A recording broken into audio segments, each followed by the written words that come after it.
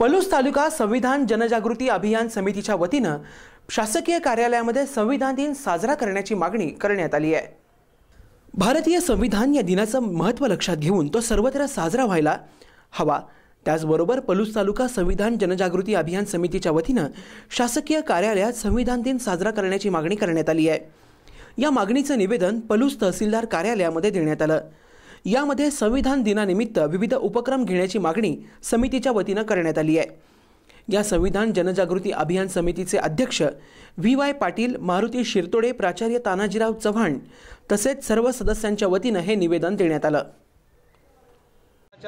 सर्वच कार्यालयातून संविधान दिन मोठ्या प्रमाणामध्ये साजरा व्हावा अशी अपेक्षा संविधान जनजागृती अभियान समितीची आहे।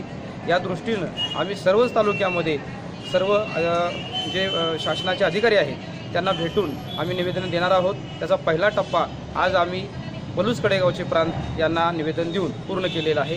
त्याचबरोबर वेगवेगळ्या गावामध्ये आम्ही संविधान प्रास्ताविका याचे हजारो पत्रकं काढून त्याचं वाटप आम्ही करीत आहोत।